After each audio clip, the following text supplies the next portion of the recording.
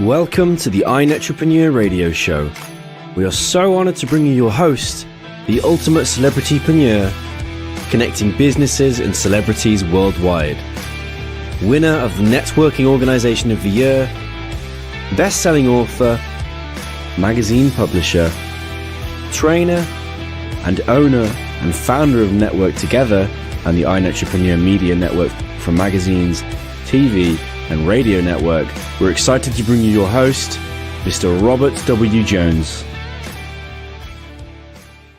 All right, welcome to the show, everyone. Thank you for being here. I am so excited. And I'm just going to say it again and again until everyone says, don't say it anymore. But we did it. We did it again.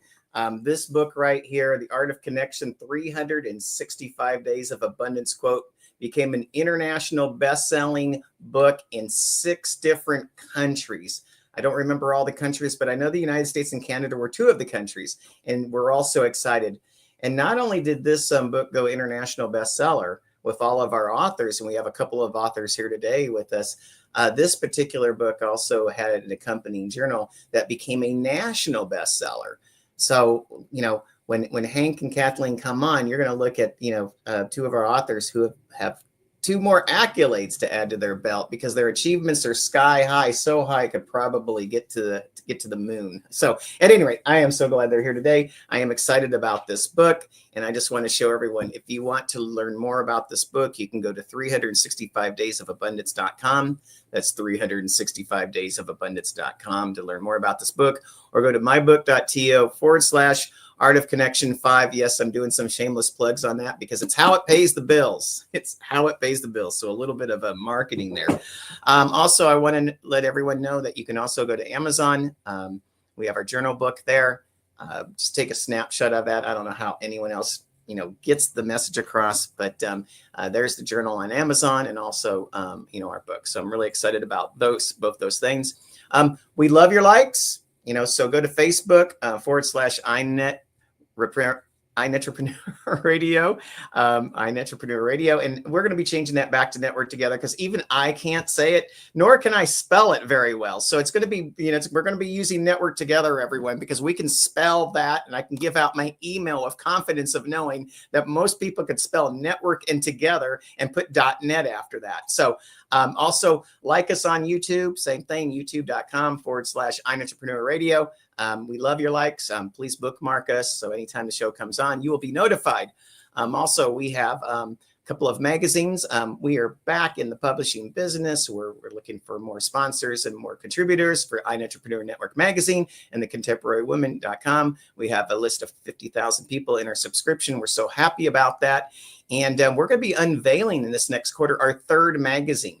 And so it's called Infinite Core. And so it's a wonderful way for those people who are transversing the universe of mindset and heart set space. We're looking for people who might want to contribute with that as well.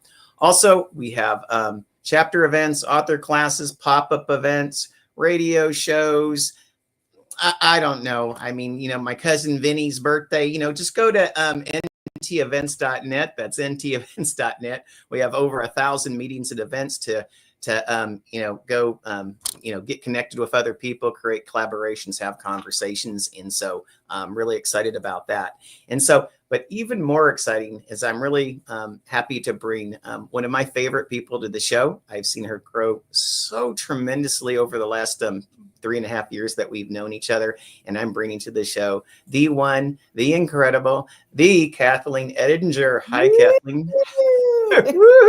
How are you? I'm good. How are you? Oh, I am. Thank you so much for having me as a guest today. You're good. I'm just going to, when you say that, I'm going to steal something from my wife. She goes, right. She always says, I'm fine as a frog's hair. I don't know what it means, but it sounds really cool. Yeah, I don't know what that is either. It must be a Midwest thing. It might be. Everyone, I'm with Kathleen Edinger. She's founder and owner of TeaScapes, LLC. You can contact her at Kathleen, that's with a K, at EnjoyTeaScapes.com, or call her at 914-318-6093. Again, that's Kathleen Edinger. That's Edinger, founder and owner of TeaScapes, LLC. Contact her at Kathleen at EnjoyTeaScapes.com, or call her at 800-14-318-6093.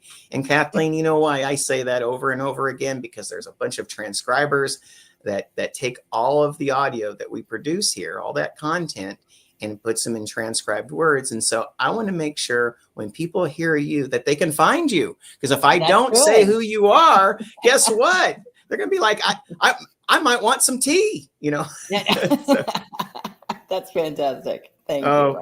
Well, you know, let's go back a little bit, because it has been a while since you've been on the show. And, you know, and we were talking a little bit about this before the show, and it really does amaze me when people have to make pivots. And, you know, my big pivot was when I was working for pharmaceutical and nutraceutical companies as a programmer. And in 2007, kind of like my last year of true programming, it's been a while, the CEO stood up and said, you know, we need more sick people. And I remember, you know, that was kind of the day where I thought, you know, 20 years of my life, what have I been doing with it? Because I thought I was doing the good, and I was helping people, and I was, you know, bringing that space, you know, to the universe, so to speak. And I found out that everything that I thought was real wasn't. And I had to step out, and I had to say, you know, is this the life I want to be in? Because it was very lucrative.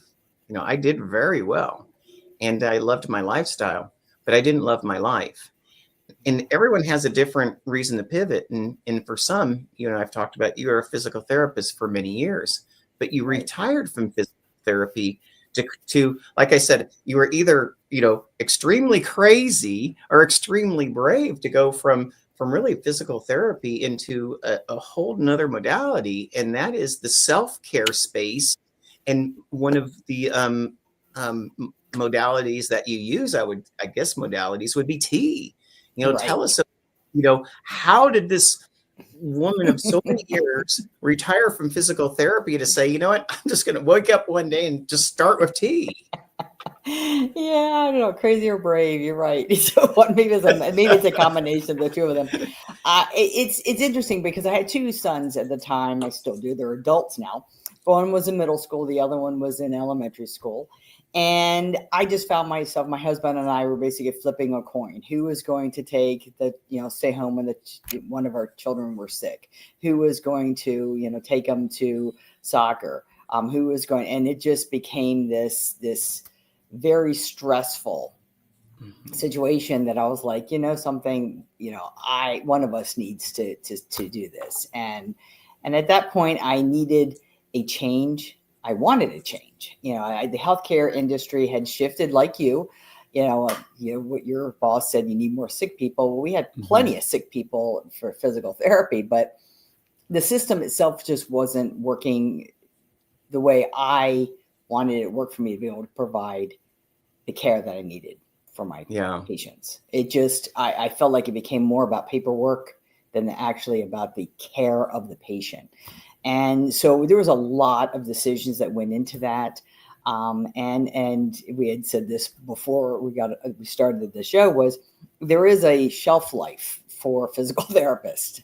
And after a while, the body gets to the point where you're going to need physical therapy. So in 2014, after 24 years of having a really good career, I ended doing home care because that gave me the most flexibility with my schedule. I decided that I wanted to do something else. I wanted something I could do from home. And for my kids, you know, they gave me more availability. I could participate and volunteer in the schools. I could, you know, my youngest was in the band in high school. I could be a band parent, you know, things like that. Those are just, that's time you can't get back. Well, well, I want to go back I want to go back just a little bit, because this is really, really important. You know, you said a couple of things, and I'm going to slow down just a little bit. You know, because you have a shelf life. And I think that you gave me goosebumps when you said that. And, you know, one of the things is the big word that is just being thrown around everywhere is trauma. When we think of trauma, we always think of trauma as being something big. The school bus tips over, and it causes a certain amount of PTSD to the kids for life. I was in Panama, and I was shot at, and that caused a certain amount of stress that I had carried, for much of my life. And I did, Kathleen, I didn't even know it. I went through a brain balance thing, and this craziness came out of me. I didn't know I stuffed it. But I think the biggest trauma, and I really want you to speak about this, is it's kind of like it's like the small cuts of trauma that you take in day after day, month after month, year after year. Because as a physical therapist, not only are you touching the people, I mean, I can't help but you sense the trauma that's in their body, and it just amazes me if how much you can shield from that. But those traumas can't help but affect you, right? Yeah, absolutely. Especially when you see younger people who have had accidents or have some sort of virus, and it just changes their body forever, and so yes, it does, you do feel it, and it does get to the point, like you said, with the trauma building on itself. I got to a point where I was burning out, and it got to the point where I was like, if I have to see one more person with this type of thing, and that was more just people coming back into the system who didn't belong in the system, and they were just lonely. And I'm like, that's not what that's the part of the brokenness of the system. If people needed the physical therapy, then they get it, but they don't come back into the system because they're lonely. They need more help. They need something else. And of course I could provide a little bit of that when I was there treating them, but other than that, that wasn't my role. So after a while, you're right, it does get to you, not as severely as some of the other healthcare professionals who see other much more acute traumas. But yeah, because you try to do your best. And I think that's the biggest thing, is you try to improve their quality of life, their function, maximize their ability to move and get back into life. For some people, it's a complete permanent change, a new normal. And so I kind of needed to step away from that environment like that. And it made me healthier to do that as well. Well, and here are some of the other, and here are some of the other things that I have found, and it's even being more aware of myself, Kathleen, is, when you're in physical therapy, these aren't always, most likely they're never one treatment therapies. You're spending, months, with people, and you start to get to know them, and you start to develop these conversations, and, dare I say it, even bonds with the people. And I think that there are some skills that you've picked up, within your physical therapy space where, it's my belief you nurtured these skills, and you've been able to take these skills to, create a different refinement through tea and through, self-care. And one of the things that, I like to see is you've turned yourself in from the physical therapy world of PT to the self-care queen. How did the self-care queen come about? Well, it's funny because it was a pivot upon a pivot upon a pivot. It's and it is because for the number of years, because I started the tea business in 2014. And of course I was selling tea. I had my own blends because people were like, oh, you should be selling your own stuff. And I'm like, okay. So I connected with the master blenders to help me do that, to learn the process. And I had my own blends. Then I got into selling accessories, things you need to for tea. And I realized that really what I wanted to do with the tea was to have it, like you said, as a vehicle for self-care, because tea itself is just a natural, healthy beverage. It's got ingredients in it that helps you relax physiologically, so it became a natural beverage to turn to. It started when my husband gave me a flowering tea, because I was in the process of, now that I'm an adult, what do I really want to do with my life? And I had to look back at it. I'm not quite sure it would have been physical therapy. I love being creative. So it probably would have been along one of those lines. But I'm where I am now, and I can use my creative abilities and passions to actually, start speaking a little bit more and creating a little bit more information and sharing that with women on self-care. But it became when he gave me a flowering tea, and all of a sudden I looked at the tea and I went, I wonder, and I just sparked an idea. Can I make this a business? Yeah. And that's kind of how I got into the tea business, was through that birthday gift. I researched it. I looked at the industry. I did some certifications, some classes and things like that to kind of improve my abilities to understand it and be able to share that with people. But other than that, everything I've always done, even the articles I wrote for Contemporary Women, which is one of your magazines, and your iNetpreneur magazine, it all had to do with self-care. Yeah. And I'm like, I love tea, but I also love coffee. And people go, you drink coffee and you sell tea? I'm like, yeah, exactly. If I could sell like, they can't coexist, right? It's like they can't coexist. Like, it's like, no, I drink my tea in the morning, my coffee in the afternoon. So, and sometimes tea in the afternoon. But I just kind of went, there's more to self-care than just tea. And, that's kind of where it started evolving. So last year, I kind of went to, I'm the tea lifestyle queen, but it still didn't feel right. It's still just, I over the last couple of years, when we moved from New Jersey to Massachusetts in 2021, that's where I kind of made the shift.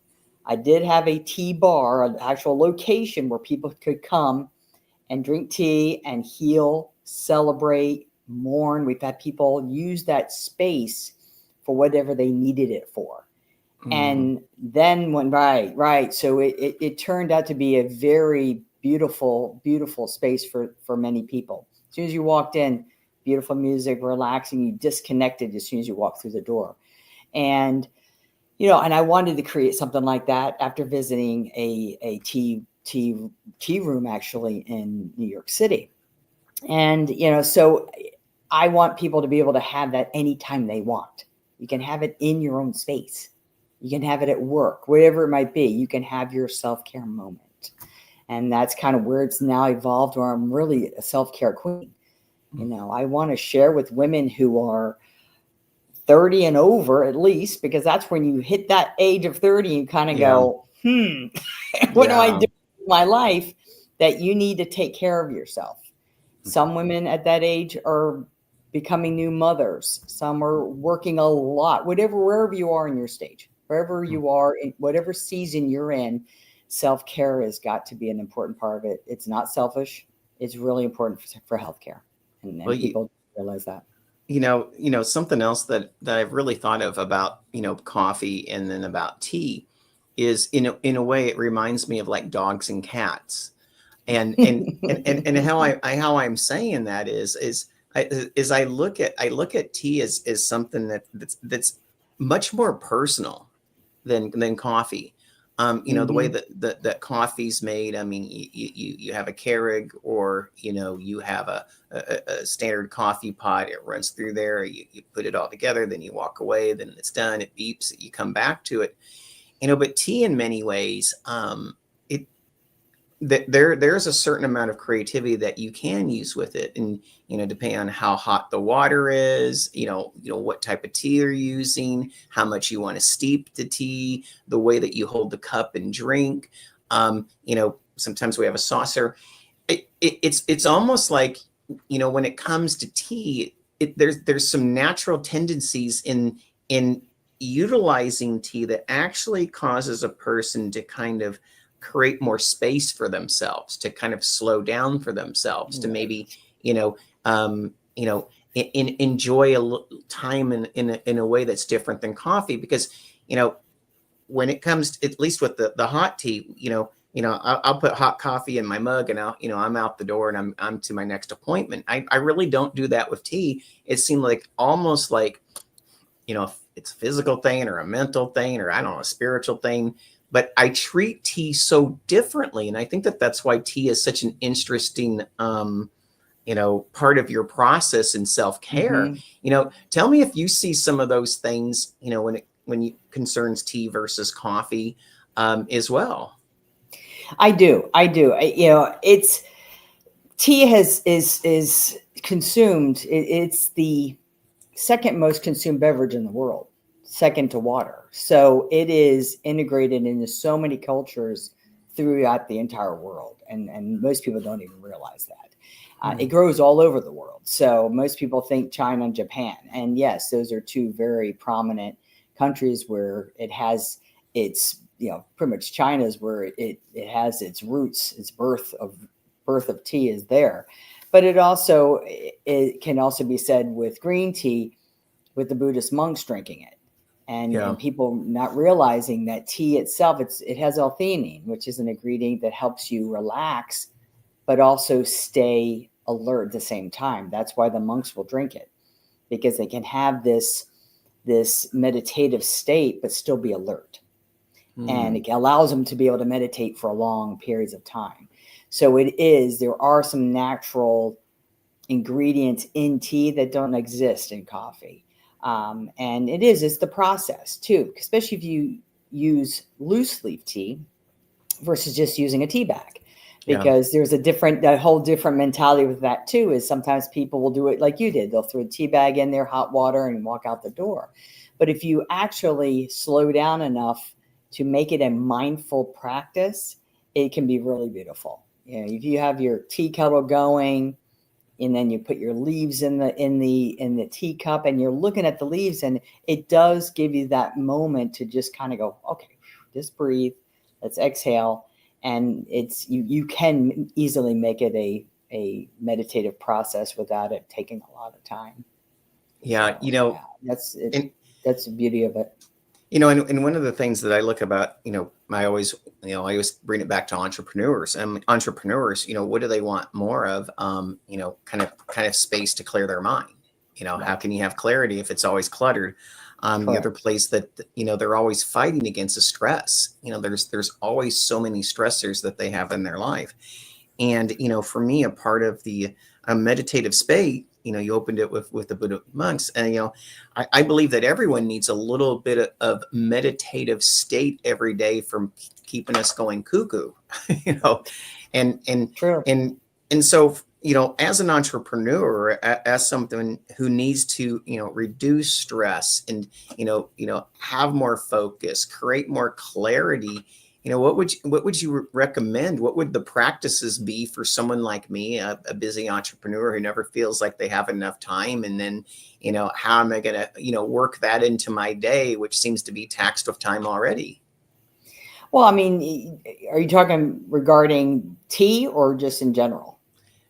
Well, the general practice of utilizing tea as maybe a modality of alleviating, some of that stress or some of that, that meditative state that we need. Because, like I said, for Absolutely. me, for me, I know it's a wonderful process, but I think a lot of entrepreneurs, without kind of having that picture painted for them, they don't understand how strong that process can be for them, especially if they utilize this process over time. Just like trauma can come in small cuts, healing can come with small bandages. Right. Absolutely. That's a nice way to say that. I like that. With tea, what I do is, and one thing you can do is you can actually have an area in your home or at work. We're totally dedicated to making tea. You can I have a electric kettle. It just makes it easier because it has preset temperature gauges in there. So you can do green tea, white tea, any type of tea you want. And you can turn it on and start getting things ready. You can have your favorite mug. As you can see, I'm kind of drinking out of this. This is one that my boys got me. So this is one of my favorite ones. They got me this a few years ago for Mother's Day. So when you've got your favorite mug, you're also thinking about who gave it to you. Yeah. And you're like, and it gives you that chance to just wherever you are, when I get really stressed, sometimes I have to go for a walk and before I even get to the tea. But in many cases, being able to have that little area there where I have my tea available, I have all the utensils there, my spoon, my strainer that I use, having it available right there makes it easier instead of trying to pull things together, because I think that adds to more stress. But you can create something like that in your own space at work too. And so that's what I do. So it allows me to be able to walk away from my workspace, because as you can see, behind me is my wall because I'm in my living room. So for me, I separate but everyone knows that when the wall's up, I'm at work. Don't interrupt me. But when I walk on the other side of the wall, I can get myself a break. Then I can go get myself, even if it's 15 minutes of just being able to turn the kettle on. As soon as you turn the kettle on, you're hearing the water heat up. That can be a trigger to go, okay, take some deep breaths, start getting the tea together, and do it slowly. And really look at, as you're methodically putting everything together, look at the leaves, choose whatever tea, have like at least 3 teas that 3 of your favorite teas that you'd like to have right there available. And like I said, if you do the preparation ahead of time, it makes it less stressful, number one, and it expedites the process too, so that you don't spend a lot of time pulling things together. And then you can just have a little temperature monitor if you want to. The actual heater that I have actually has the clock on there, so I know how long to actually infuse the leaves. But you can get yourself a little timer if you want. Anything that makes it special for you. And that's the most important thing, is making it something that's yours. And then I love that. And just enjoy the tea. Maybe put it in a tumbler that you can take, like you were saying, a travel tumbler, and just go for a walk then. And, add that into just really part of your self-care routine of movement, mindfulness, stress reduction, stress management is probably the biggest one. And so most cases when I'm really stressed, I will drink tea. I will avoid the coffee. In the morning, I can't really drink coffee because it makes me too jittery anyway. So let's get into let's talk about like the business itself. I mean, you're like, I met you, like I said, about 3.5 years ago, and nothing's changed in that 3.5 years, I'm sure. No, absolutely, not at all. Absolutely everything's changed. What have you found that's changed about yourself in the last 3.5 years or so, from when you started this process, and now that you're kind of pushing through, and then maybe even what does the future look like for TeaScapes?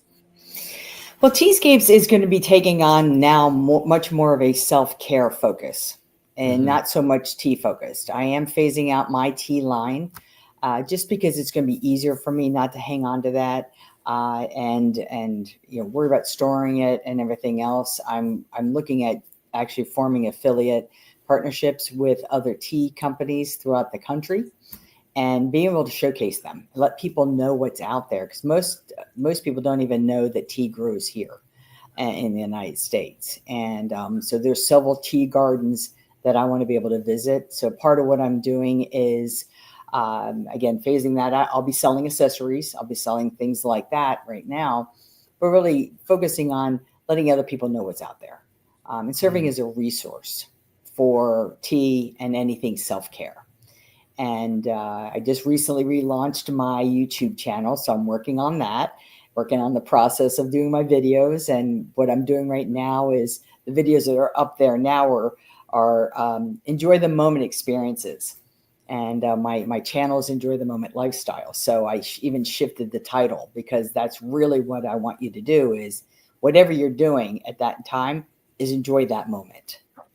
That's the biggest thing. I love that. Right. So, being able to do that. So the videos I have now are really just some local Massachusetts, specifically Massachusetts, day trips and things like that we've gone to, my husband and I, that we both have experienced together. So for me, self-care is also doing weekend day trips with him.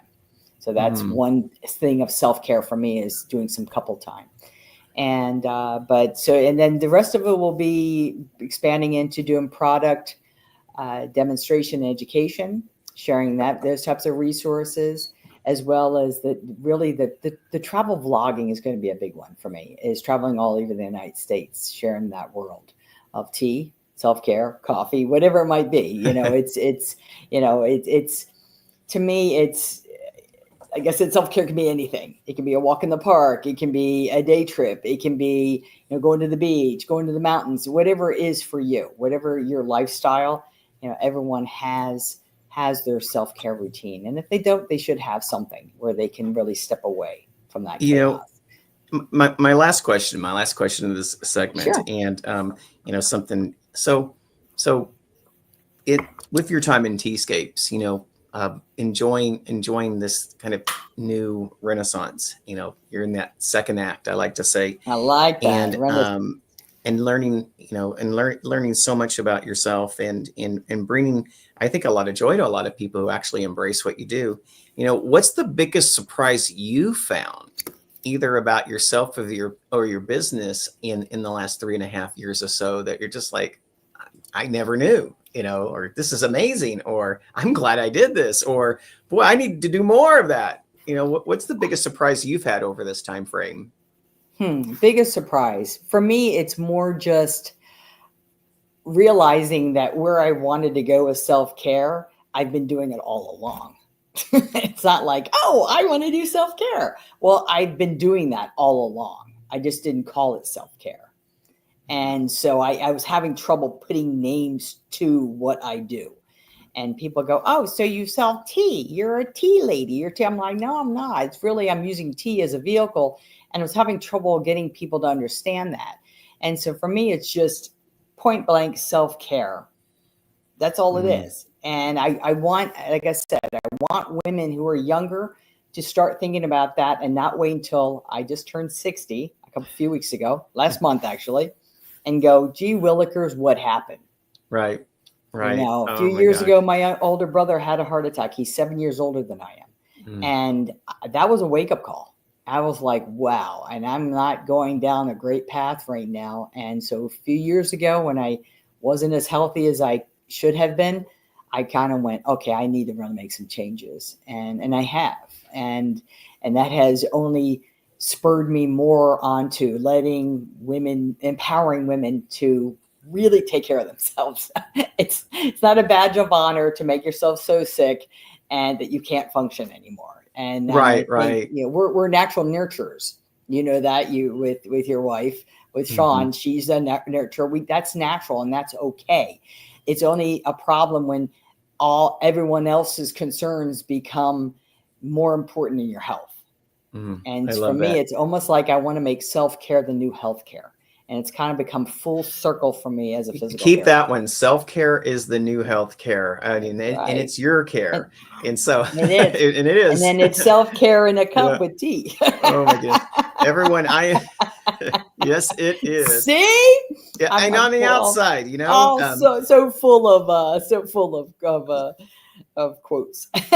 So I'm with Kathleen Edinger. She's founder and owner of TeaScapes LLC. You can contact her at Kathleen at EnjoyTeaScapes.com or call her at 914-318-6093. Again, I'm with Kathleen Edinger, founder and owner of TeaScapes.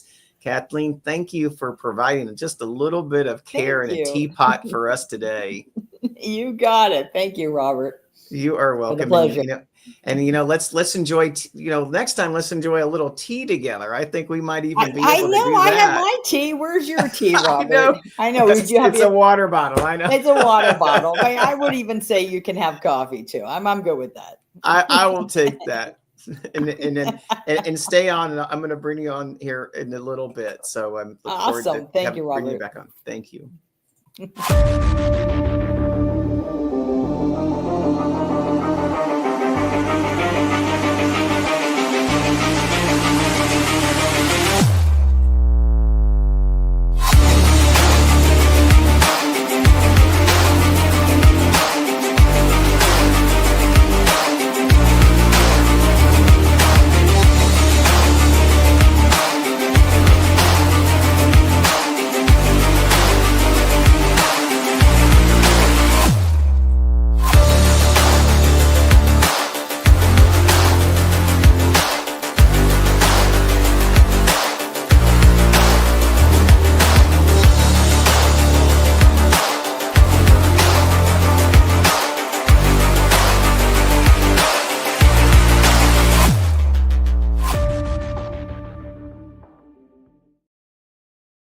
Well, thank you so much, Kathleen. I love talking with you. But next time we better be bringing tea into the house. I love it.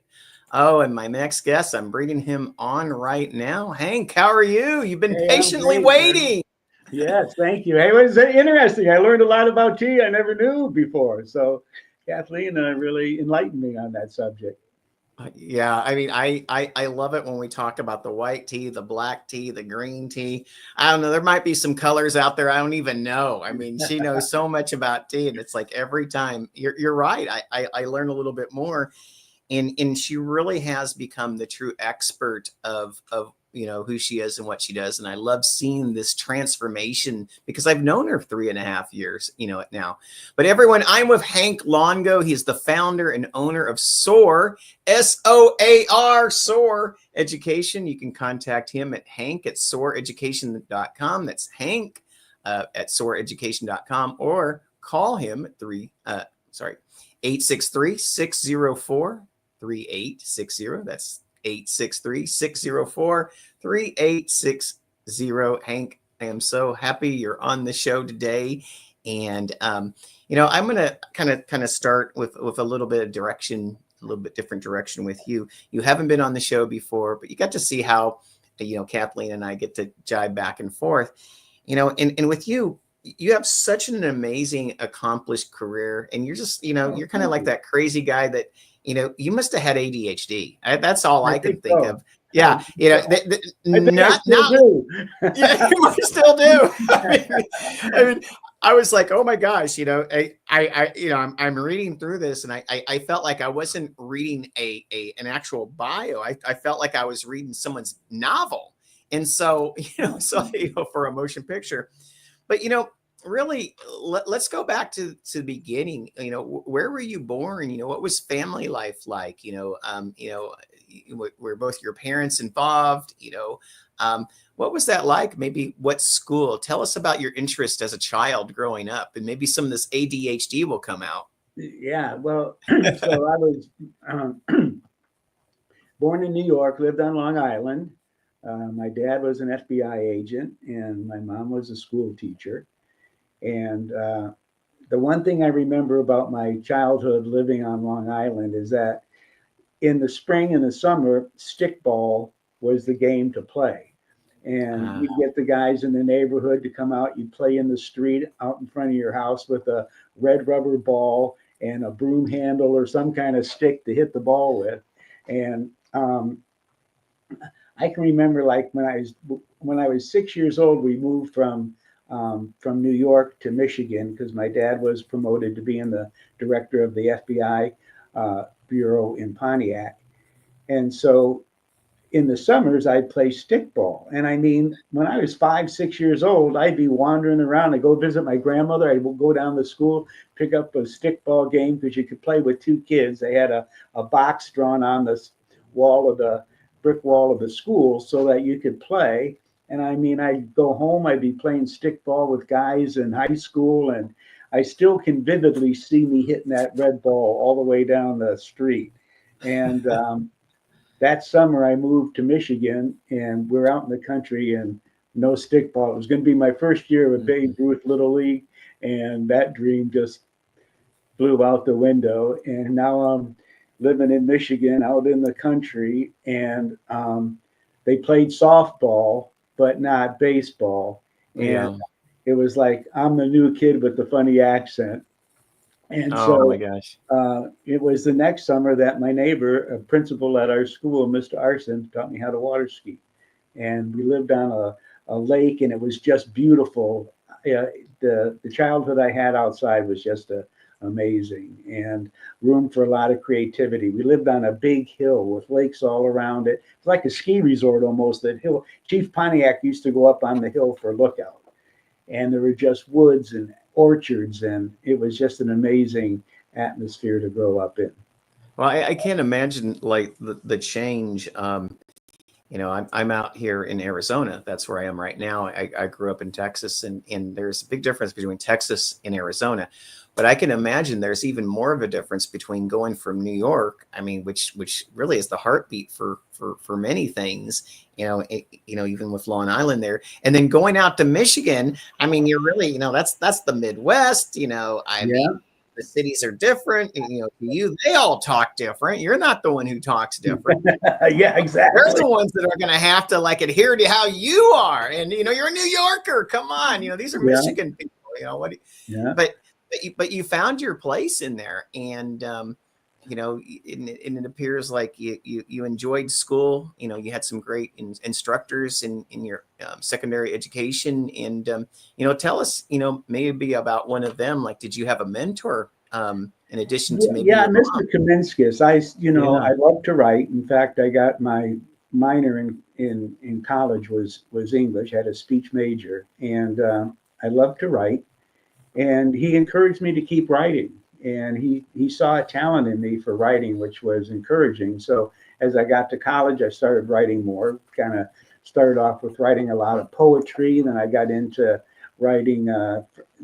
Cat Stevens was a big hit for me, listening to him back in those days and the stories he would tell. And it was like, you can create stories that are like a fairy tale. They don't have to be real, just as long as they make sense. Mm-hmm. As long as the story you're telling is making sense, that's all that's important. And you can be creative as you want to. So that really, my first book was The Kingdom of Anybody, and it was this little king that had his kingdom. And then my next book was Farmer Dilly and the Potato Who Wanted to Be a Tree. And that's still one of my favorites, my mother's favorite. And wow. And I just, kept writing through that, wrote a book on economics after the Minneapolis Star and Tribune, and was in pro wrestling, and came up with a comic book, Golden Boy Headlock, and then the Golden Boy Headlock and Tiger How to Be Cool guide. And so I've just kind of been playing with it, my whole life. Yeah. And you've been successful with it. I mean, are you someone who journals as well? Or are you just, do you go straight into writing when you I just have really that go feeling? straight into writing.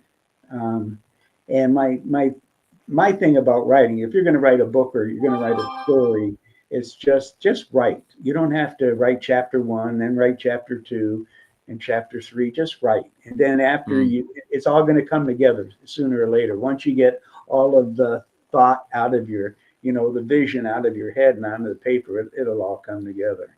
Yeah, I know that a lot of people, even with the art of connection, they always they go like, I'm thinking it's only one page, but to some people, I mean, that's a daunting task to put anything on a page, then have it published, and then dare I say it, people actually might read it somewhere. Yeah. I mean, it's pretty, yeah, and it is so funny because it's always in the eye of the beholder, isn't it, Hank? It's just like something that I think that comes naturally and is easy, and to someone else, it may be the first time they ever have written for anything. I had a lady who was 65 years old. She'd never been published before, and for her, you thought she was, writing a Tolstoy novel. It was like, this was like just an amazing masterpiece for her, Mm-hmm. and I think that, what I love is you took the spirit of writing, and you not only were able to kind of propel who you were able to take others with you, didn't you? Well, yeah, in my educational program in SOAR Education, the whole purpose of the book is to get people to believe in making their dreams come true. So you're sharing your life and, dreams that I've made come true, from a vision to actually, making the dream a reality, and letting people know that, and especially kids. If I get kids to believing in that while they're young, they've got their whole educational future to develop that path to follow. So that makes it fun, is when you're sharing what you're doing and getting a response from somebody else that's joining you, on that journey. Well, I love that. And I think that that's what, SOAR Education does. It's really, making every participatory, in that journey, isn't it? Oh yeah, and it's amazing. Like sixth grade is my favorite age group, because they're still young and innocent, and and they want to learn, and you have to make education fun. Instead of coming to school and being, oh yeah, I got to go to school again today, you got to realize that education is your vehicle to taking you to making your dream come true. So embrace it. And kids at that age, you would not believe the dreams that they want to make a reality. I mean, I've done research on it, and I've got numbers to prove it, that, you know, these kids really want to do something. So you just got to say, hey, you can do it, and show them how they can do it. And then they get excited about education because they can actually see how to make their dream a reality. Well, yeah, let's talk about that a little bit. I mean, the access to the information, you know, I mean, compared to me, maybe compared to you, I had one television set growing up, and we probably had maybe 6 channels on it, and most of it was really bad. Yeah.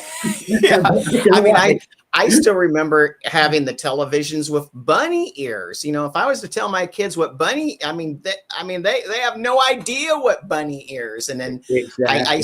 and they had no idea, you know, what the vacuum tubes were. And, you know, when we started producing color and all of that, I mean, it was just like, wow, you know, I didn't know that you didn't have color, Dad. Yeah, it was black and white before that. It was radio. So then think about it.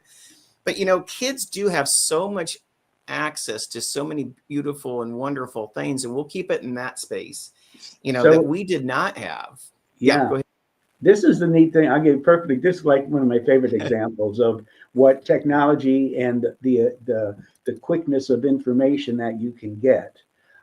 So I'll ask the kids when I'm teaching my program, you know, who wants to share a dream that they want to make a reality? And I've got this one little gal raising her hand. Okay, what would you like to do? And she goes, well, I want to be a nail tech. And I go, okay, do you know how to become a nail tech? No. And I go, okay, let's Google it. So she'll Google, and I'm right there with them. So this is where you engage with the student. Okay, so Google it, and let's see what happens. And then all of a sudden, all this information comes up. And these are the requirements. And this is the time that you've got to put into doing it. And if you meet all these requirements, then you're going to have your nail tech license. And there it is. And she's looking at this and seeing that there is your dream that's become a reality. It's right there. All the requirements that you need to fulfill is right there. Well, now you just showed them that making their dream come true is a reality, and they can see how to do it. And I go, do you know how much a nail tech makes? No. And I go, well, let's Google that. And we Google it. I can make that much money being a nail tech? Yeah, if you go through all the required educational, you know, programs that you have to go through to get your license, there's your dream right there. And you can do that with anything.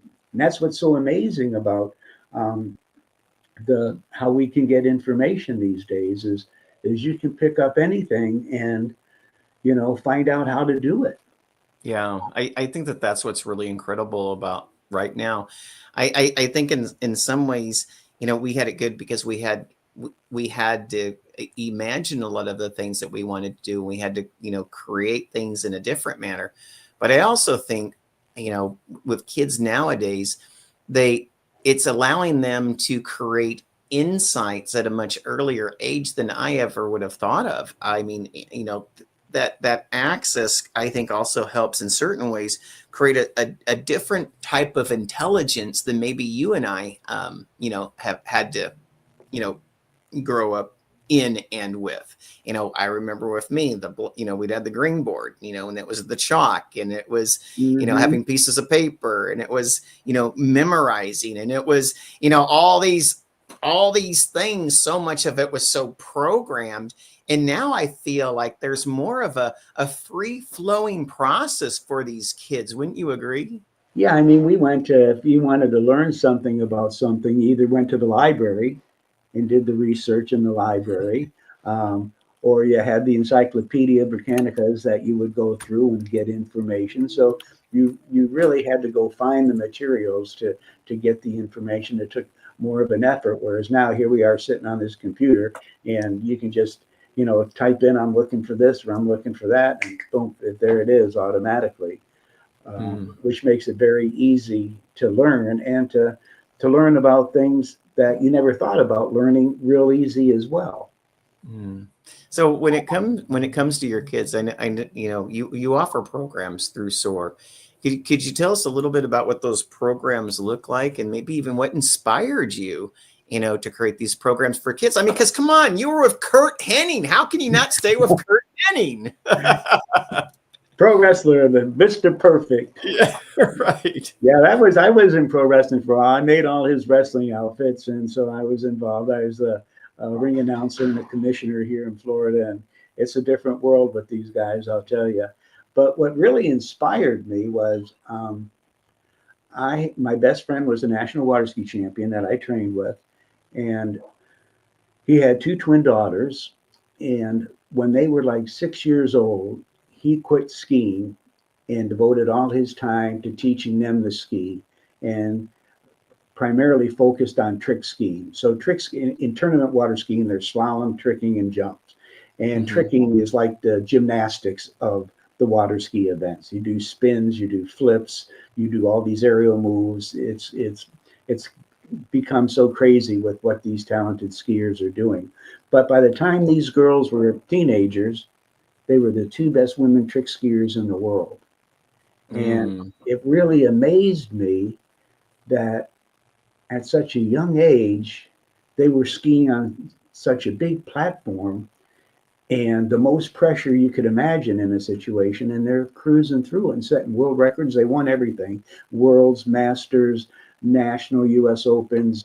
They won it all. And were like for 10 years, just so dominant, even longer probably, in being the women's world champions.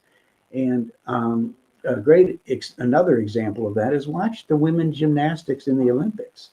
I mean, they're teenagers, they're kids, and they're under the biggest microscope with the most amount of pressure you could ever manage, the Olympics. And they are flawless in their performances. And I got thinking, you know what? Kids are a lot smarter and talented than we might give them credit for.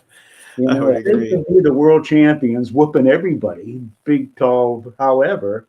There you go. And it just inspired me to, well, what about the kids that don't have the parents that take them to practice and make sure they're getting the best coaching?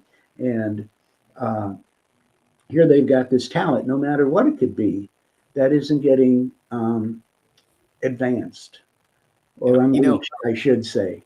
And so I said, and I don't know where it came, divine intervention, Robert. I don't know where I got the idea from. I tell you, I didn't believe it, but kids truly are sponges, and not only do they sponge in what you hear and what you tell them, even though you think they're not. I mean, they can feel the environment that they're in as well, and I know that with my kids, they become very self-aware. And I don't know if you know this story, but I will always remember this. I had offices and I had people employed. COVID came, had to move out of my office. I had a nice radio studio, in there as well. And I came back home. There was a fire on top of the roof of the office building that I had my office in. I thought, maybe this is a sign, COVID. Yeah, I know.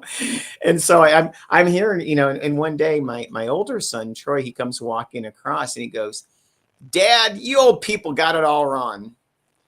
And I'm like, I was doing something. I don't know. I don't remember what I was doing. It kind of woke me up and I'm like, what did you say? He's like, Dad, you old people got it all wrong. I'm like, well, what do we got all wrong? And he's like, well, it seems like when you old people talk about legacy, you always talk about stuff. So then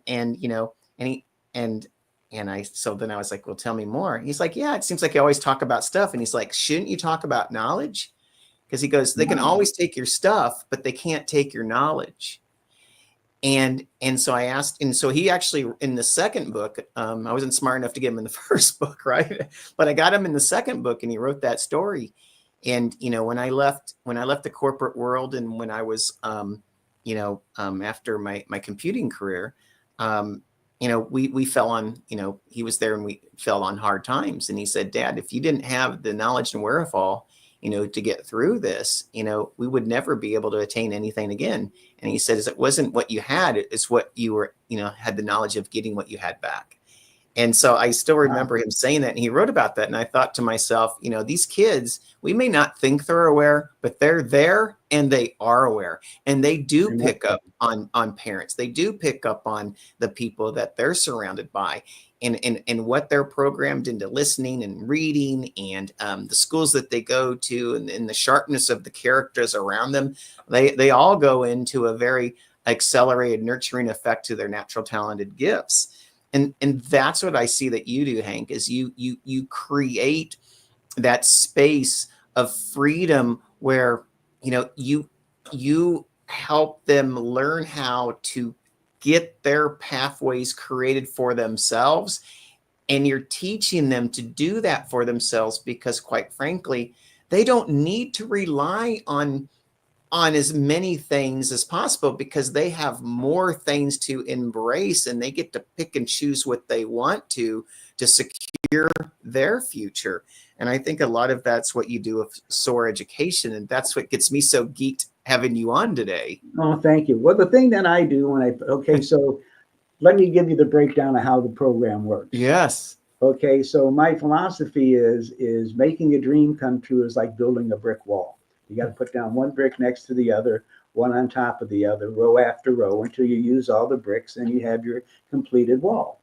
So we make a dream wall, and there's 16 lessons in this brick wall, the dream wall. And each brick has a word, and each word is a lesson. And so in building your dream wall, the first brick that you need is you have to have a vision. If you're going to make a dream come true, you got to have a vision of what the dream is. And so I'll tell them, this is where I use my world stunt record as an example, is I say, okay, now I'm going to share with you a vision that I had doing something nobody in the world has ever done before, because it was so dangerous. Well, now I got them all excited. Why? So I'm going to show you a video of how I took this vision and turned it into a reality. And then I show them the video of my world stunt record, water ski jumping over 14 boats on That's Incredible. And they just love that. It's like, oh, this is great.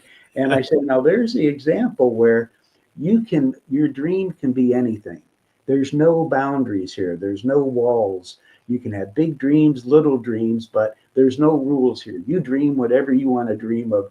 Visualizing is making your dream come true. And I go, it's got to be something you're passionate about. If you're going to do something, it's got to be something that you love.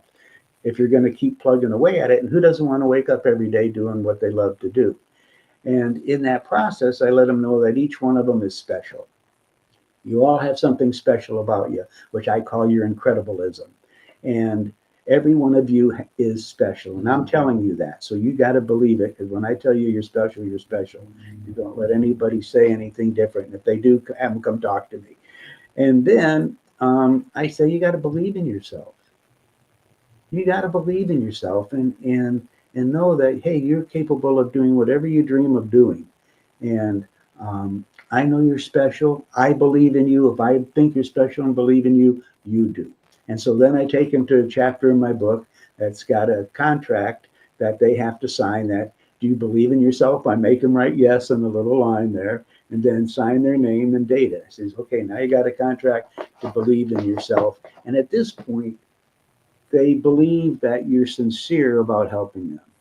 Yeah. And when you've done that, then they start to share with you what they're thinking and what they want to do, because they feel comfortable sharing that with you, and you're not invading them, and you let them, and they write me thank you notes, and the thank you notes that I get from these kids makes you cry. It goes, why did I ever think of doing this? And then you read these thank you notes and you go, well, that's why, and I think once you get the barriers down, that there's, you can be whatever you want to be. There's, nobody criticizing what you're thinking and what you want to do.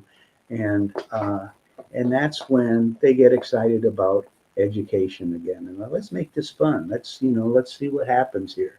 And I think it's really important that you get them to trust you and to believe in you. And then they want to have you help them. I love that. Everyone, I'm with Hank Longo. He's founder and owner of SOAR Education. You can contact him at hank@soareducation.com, or call 863-604-3860. Again, Hank Longo, founder and owner of SOAR Education. Contact him at hank@soareducation.com or call 863-604-3860. And Hank, I'm going to go ahead and bring in Kathleen Edinger back to the stage and just share a few moments with each other on some things that you might have found fascinating or interesting or reminded you of something by hearing each other on the show today. Well, I'm geeking. Go ahead. I didn't know so much about tea. That was so meditative, you know. You found the history of it very fascinating with the monks and all this stuff. I don't think I know people don't realize that. I mean, my life with everything, I'm geeking out over your ski jumping. and that's incredible. I did look that up while you were talking. I was like, oh my gosh. Did you watch the video? I did. Okay. Oh my God. You could have done 20. On my homepage for the people that are watching, if you go to SoarEducation.com, go down my homepage and you'll see the video of my world record stunt jumping over 14 boats on. That's incredible. I love when people say, "Did you make it?" I go, "No, I died." Oh, yeah. You could have added a couple more boats to it. I don't know if I would want to be. Kathleen. Everybody says that, but the whole game plan was to make it over them. Especially the people on the last boat. Yeah, exactly. Oh my gosh. No, I admire you. What I really like about your life, Hank, you have such an eclectic experience pool to pull from to share with the children. No, thank you. And it's amazing because I think each of us, because just the fact that you guys were talking about the rabbit ears with the black and white TV, and I'm like, yeah, it's amazing how much we've lived through, and we're technology. I mean, I never thought I would actually be holding a computer in my hand, and never, But what I'm really inspired with, Hank, is the program that you have there is encouraging children at a younger age. That's important. I think we all grew up with the whole idea that you work for somebody, you stay in the job, and the job will take care of you. There's loyalty, and I think we all know that that's not necessarily true. But with our boys, we did that. Our 27-year-old and 22-year-old boys, we are like, do whatever you want. The money, you'll figure out how to make the money. And they're part of the Z generation. So that's a generation that, number one, is a mental health generation. That's very important in that generation. The one kind of brought it to our attention, if you will. But I'm like, just do what you want. Don't have anyone, like you just said, Hank, tell you can't do something and that you shouldn't do something that you want to do. And, our youngest is graduating with finishing up in May with a master's in publishing. He's a writer. Our oldest is a movie trailer editor in LA. And I'm like, I just want you guys to be happy. That's it. Exactly. It's not about me. Yeah. Once you grow and become an adult, you live your own life. And I'm like, plane, train, automobile, we'll get to you wherever you are. Well, when you deal with health, okay, the one big thing to have a good health program going is if you're happy, you're going to be healthier than if you're not. That's true. Yeah, absolutely. If you're doing what you love to do, you're going to be happier than not.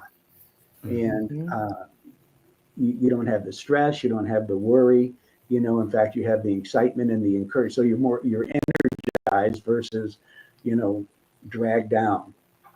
Yeah. And I think the thing is, as we get older, we also get wiser. At least I hope we do. So when we do, a long time ago. when we share those words of wisdom, it's just kind of like, hey, we've been there. We understand. Yeah. Somehow the IQ grows as you get older, hopefully, right? For most of us. I don't know if it's so much IQ. It's more like, I'm going to share with you, don't do what I did, but if you want to do it and make the same mistakes, have fun. But I'm going to tell you, make your own mistakes, but don't do the ones that I did, the type of thing. Yeah. So, well, because what I want to comment on is, one of the things that you both do, I think is pretty phenomenal. And I always look at this in communication, and, you both do things that are audio oriented. You do things that are visual oriented, but with the process, it's also tactile. And it's like you create that space that is a little bit more immersive and a little bit more transformative. Hank with the kids, it's creating a transformative space. Kathleen, if they actually take on your process of that self-care, it's a transformational space, because they're utilizing pretty much, and they're stretching, they're flexing all of their senses. And that's what I love. I love, the tea and all you can learn about it, but I also love the brick, because, it also represents, making that wall. You can have a dream, but, you're still going to have to, stack a lot of bricks, because that dream will just be a dream without putting in the work. Exactly. And so I really do love what both of you do. So, thank you for making it a great segment today. And I just want to say, Hank, your first time, let's do it for a long time. And Kathleen, you're on. Just pick up that phone. Yeah. Give me a call. Okay. I'm there, baby. I'm ready. I'm ready. I love TV. I'll see you tomorrow. We'll do this about 2:30 tomorrow again, too. Okay. Yeah. Yeah, right. Hey, I'm free, Hank. Is that those two guys, Kathleen and Hank Buggy? Are they on hold waiting to get me on the show again? Right. Let's get them on. Well, thank you so much for being on today. And I'm just going to close out the show really quickly. I want to say thank you again to my guests, Hank Longo and Kathleen Edinger. Please feel free to come here each and every week at 2:30 on the iNetrepreneur radio show. We're on the iNetrepreneur network. And yes, I'm sure they're going to cut down the show a little bit, but I hope not too much, to keep it within the hour format. Again, please give us your likes. We love your likes, and make it a great week, everyone. We appreciate you.